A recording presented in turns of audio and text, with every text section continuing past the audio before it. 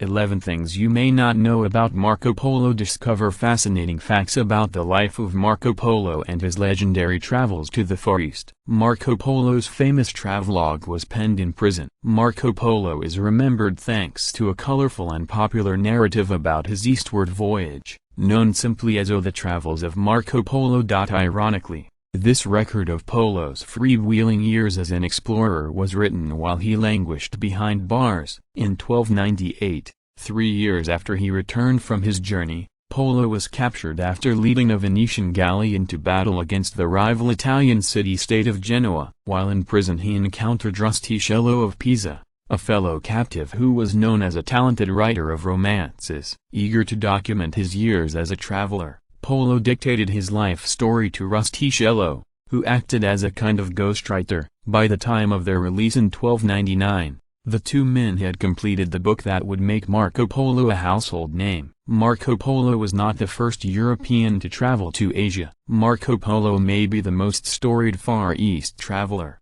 but he certainly was not the first. The Franciscan monk Giovanni di Appia del Carpini reached China in the 1240s, over 20 years before Polo left Europe, and gained an audience with the great Khan of the Mongol Empire. Other Catholic emissaries would later follow, including William of Rubruck, who traveled east in the 1250s on a quest to convert the Mongols to Christianity. These early missionaries were largely inspired by the myth of Prester John, a legendary king who was believed to rule over a Christian empire in the East. Polo would later mention the fictional monarch in his book, and even described him as having fought a great battle against the Mongol ruler Genghis Khan. Marco Polo barely knew his father and uncle when they began their expedition. A few months before Marco Polo was born in 1254, his father Niccolo and uncle Maffeo left Italy on a trading excursion to Asia. The brothers returned to Venice in 1269, and it was only then that 15-year-old Marco finally met Niccolo,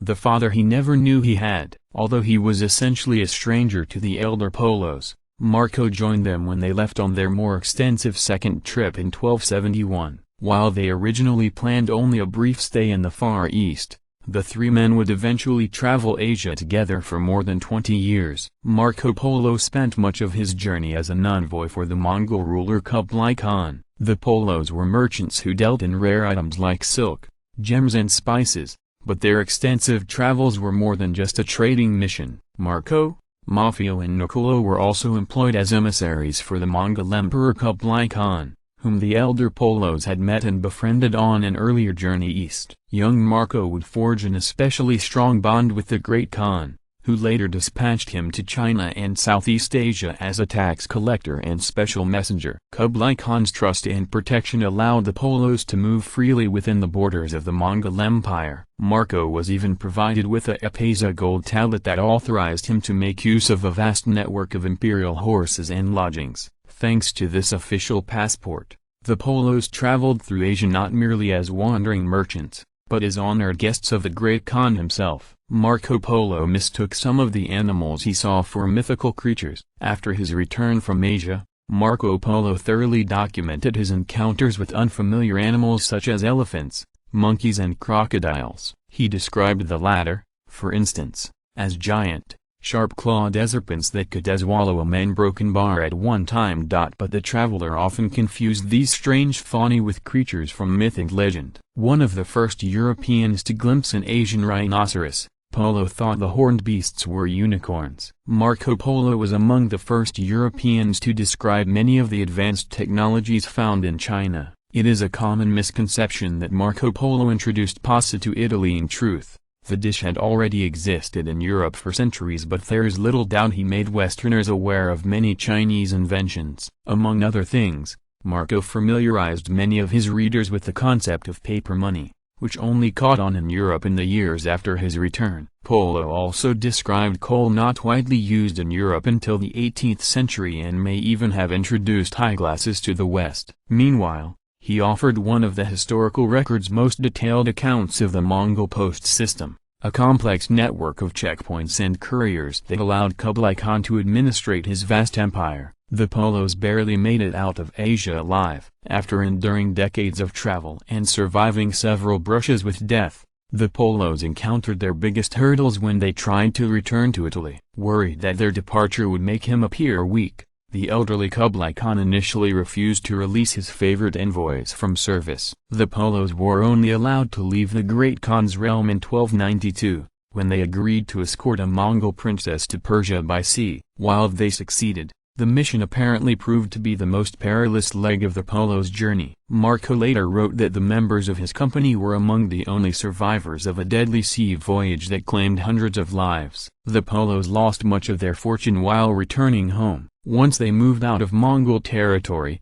Marco, Niccolo and Maffeo could no longer rely on Kublai Khan's protection. As the travelers passed through the kingdom of Trebizond, in modern-day Turkey, the local government robbed them of some 4,000 Byzantine gold coins. Despite this significant loss, the Polos retained enough of their cargo to arrive home in 1295 as wealthy men. According to one account, the Venetians concealed most of their gems by sewing the precious stones into the linings of their coats. Many of Marco Polo's contemporaries dismissed his stories as lies, and some modern historians still do. Marco Polo's elaborate descriptions of the royal palace at Xanadu, the metropolis of Quinsai, modern-day Hangzhou, and the many wonders of the Orient were simply too much for some readers to believe. In fact, by the time he was an old man, Polo's fellow Venetians had largely branded him as a teller of tall tales. Readers had some reason to be skeptical. Polo and his ghostwriter, Rustichello, were prone to exaggeration and flights of fancy. For instance, the famous traveler often fictitiously inserted himself into battle scenes and court intrigues. While most modern historians still believe the bulk of his book to be factual, others have dismissed it as an outright fabrication and claim that Polo never even made it to China. For his part, Marco never admitted to a single lie. Even on his deathbed he is said to have remarked, "I did not tell half of what I saw." Marco Polo's route became largely impassable after his return to Venice. Kublai Khan died during the Polos' return to Venice, sending the Mongol Empire into decline and crushing any chance that Marco would ever return to the Far East. Tribal groups had soon reclaimed land along the once prosperous trading route known as the Silk Road, effectively cutting off a vital artery connecting east and west. With the land route to China growing increasingly dangerous, few travelers dared set out on wide-ranging journeys for several years. In fact, Polo reportedly never left Venetian territory for the last 2 decades of his life. Marco Polo was a major influence on other explorers, including Christopher Columbus. Marco Polo never saw himself as an explorer. He preferred the term wayfarer, but his do-or-die approach to travel helped inspire a whole generation of globe-trotting adventurers. Among his acolytes was Christopher Columbus, who carried a well-thumbed copy of the Travels of Marco Polo on his voyages to the New World. Not realizing that the Mongol Empire had already fallen by the time of his voyage, Columbus even planned to follow in Polo's footsteps by making contact with Kublai Khan's successor,